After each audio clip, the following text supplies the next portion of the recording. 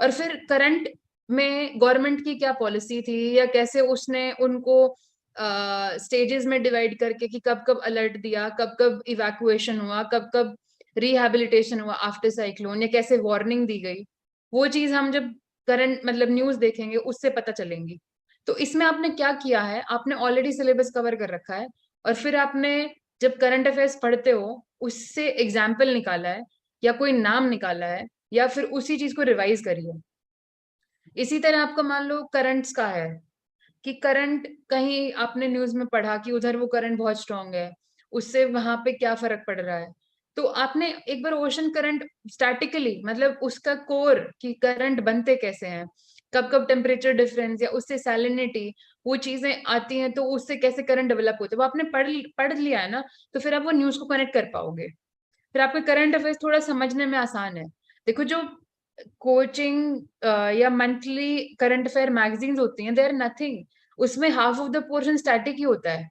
तो एक तरीके से वो आपका सिलेबस रिवाइज ही करवाएगा, और फिर आपको जो मान लो रिलेटेड टू क्लाइमेटोलॉजी या कुछ वेदर चेंजेस या कुछ नए पैटर्न आ रहे हैं, कहीं कोई सर्कल बन रहा है, या क्लाउड फॉर्मेशन कैसे हो रही है, या मॉनसून पैटर्न कैसे चेंज हो रहा है, तो जब आप स्टैटिक पोर्शन पढ़ के करंट अफेयर से लिंक करोगे, तो वहां से आपको डायनेमिक पोर्शन आप एज एन एग्जाम्पल भी ला सकते हो, या कोई नई पॉलिसी आई है उसके थ्रू भी आप लिंक कर सकते हो ऐसे।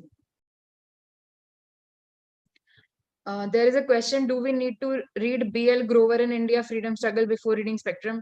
I did not read this book, Saurabh, so I cannot comment on this. But I think you can start with NCRT, Modern India, वो बिपिन चंद्रा वाली, और जो हमारी न्यू एनसीआरटीज हैं वो पढ़ के then you can move to spectrum.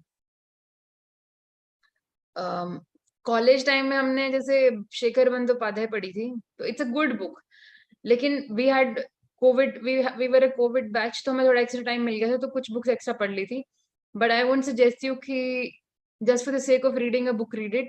आपके पास टाइम है, आप इंटरेस्टेड हैं, तभी आप बुक को उठाइए, वरना NCERTs and Bipin Chandra would suffice for modern history.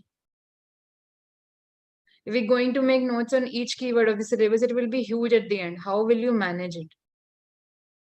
Each keyword नहीं, जैसे हर मैंने एक थीम बोली, लेट्स से यही है role of women and women organisation, इस पे क्वेश्चन आएगा क्योंकि खुद में एक बड़ा पॉइंट है ये। तो इसमें कीवर्ड है वुमेन और उनकी ऑर्गेनाइजेशन, उस पे आपको नोट्स बनाने हैं। वुमेन इन द सेंस कि मान लो कोई डेटा उनसे रिलेटेड कि उनका एम्प्लॉयमेंट रेशो क्या है, या उनके अगेंस्ट क्राइम क्या हो रहे हैं, या होम मिनिस्ट्री क्या इनिशिएटिव्स ले रहा है। तो यहाँ से आपको वही चीज कि आप न्यूज़पेपर मतलब करंट को डायनेमिक से लिंक करके उसको अपडेट कर पा रहे हो या नहीं कर पा रहे। लेकिन so that is why I'm saying it's a huge task of course because the syllabus is very huge, but ये keywords आपको करने पड़ेंगे क्योंकि syllabus ऐसे ही कवर किया जाता है। You will be able to manage it Nasim because you will be revising it time and again, और वो जब रिविजन करके आपके दिमाग में बार बार रीइंफोर्स होगा, that then it would be manageable also. There is a topic decolonization, how can we see its all facets? Okay, so decolonisation को आपको वर्ल्ड वॉर्स के कंटेक्स्ट में देखना पड़ेगा कि कैसे ये प्रोसेस शुरू हुआ, कौन सी कंट्रीज इस टाइम हुई थी, उनका फ्रीडम स्ट्रगल कैसे था। कई बार क्वेश्चन आ जाता है कि वियतनाम का फ्रीडम स्ट्रगल और इंडिया के फ्रीडम स्ट्रगल में आपको क्या सिमिलैरिटी लग रही है, या किसी और नेशन से कंपैरिजन हो जाएगा। तो इसमें आपके डीकोलोनाइजेशन के जो मेन मूवमेंट्स थी, ये कब हुई थी, इनके फैक्टर्स क्या क्या थे, एग्जाम्पल्स आपको मैंने बताई दी अलग अलग नेशन का, आप देख लीजिए जो इनके मेन लीडर्स थे वो कैसे सोशलिज्म से भी इन्फ्लुएंस थे, इसमें रशियन रिवॉल्यूशन का क्या कितना बड़ा महत्व था, या इसमें खुद जो इंपीरियल पावर्स थी उनकी इकोनॉमिक कंडीशन कैसे वर्ल्ड वॉर से इफेक्ट हुई। तो इसमें फैसेट्स ऐसे कवर होते हैं, जब आप टॉपिक को पढ़ोगे you will get to know the facets also. How did you put the syllabus in mind? Did you remember?